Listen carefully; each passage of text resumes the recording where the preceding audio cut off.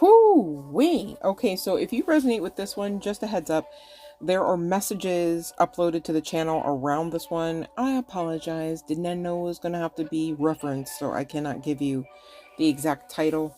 But the videos, the messages have not been extremely long. So just saying, you may want to ferret through some of those other ones. Again, if this one resonates with you, because I'm picking up on similar energy as well as similar cards coming through for this particular session, and so I just thought it ought to be mentioned. All right, now the situation is you're wondering, like, what is the deal with this person? Some of you, right? General collective message. This is not all of you, right? When I say some of you, that's what that means. Okay, only take what resonates. And for some of you, this person actually, you know them to have lied about getting a job or being at work. Okay, there's some extreme significance to workplace energy. Maybe you met this person at work. Maybe you both, like worked together and dated, or you were dating and worked together. That's for some, not all. All right. But long story short, this person is really an aggravation to you. And at the same time, you know that at least for a moon cycle or two, you genuinely love this person. Like, there was, keyword was, chemistry there, right? And so energy don't lie, it just is what it is. And long story short, what the energy was, honey bun, is for those particular aforementioned moon cycles, you were of a certain vibrational frequency.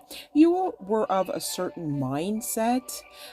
You were of a certain chakra alignment, right? Like, I mean, just don't know how I can more aptly state it. You're not in that type of timeline, energy, mindset, as again those previous moon cycles where you were actually actively and intentionally integrating with this person, exchanging energy with this person, exchanging glances with this person, and then some, right?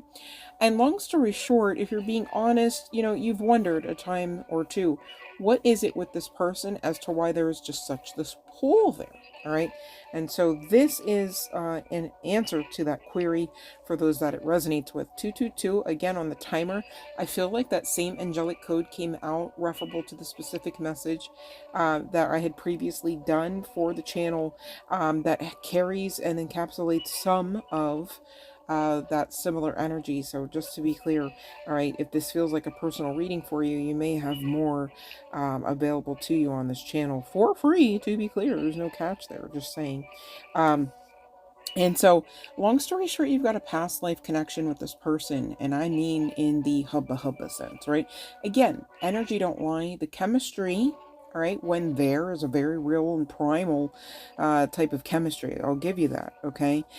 This person, whether guy, girl, what have you, whether you were guy, girl, what have you, because flip it around, reverse it, invert it, if you got it, it could be the case. You had a baby with this person in your past life together, all right? There were vows also exchanged in a formal, meaningfully final type of sentiment, right? This is somebody that you loved. They claim to love you as well. Long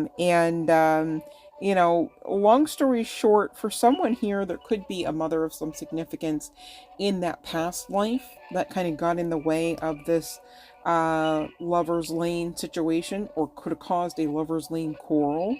For others of you, you are really wondering, like, hey, did I actually, like, allow this person access so long because of my mother wounds, kind of thing? So take what resonates here. Different strokes for different folks. And again, it's not a call to play tit for tat or the blame game. If anything, it's just a call to remembrance that we are here to be the observer, not the absorber. Okay. And so we are, just getting down to the nitty gritty of some of the whys. Okay, and getting to the getting to the answers of some of the questions, all right?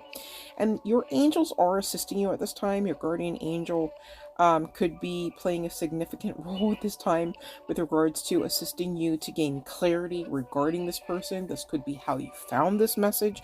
To be clear, this is a timeless message, so irregardless of the dispensation, the timeline, the moon cycle that you find this, okay? To be clear, if this resonates, this is your message for such a time as whenever the hell that is, okay? And so there's that. But there is some significance to a mother. This could be just simply also confirming that you were the mother of this person's child, okay, in that previous lifetime.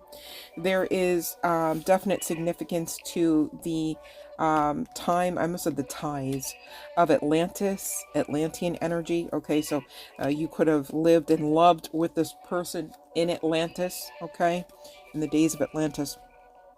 And long story short, we already outed this person as willingly participating in lies. All right, whatever and what all ever they participated in that led to the betrayal, including the betrayal, to be clear, right? This person, again, saying, coming through with the come through, talking about, I knew exactly what I was doing. All right. And again, when people question, like, why are you no longer around, or how are you doing? This person is purposefully non-reactive, right?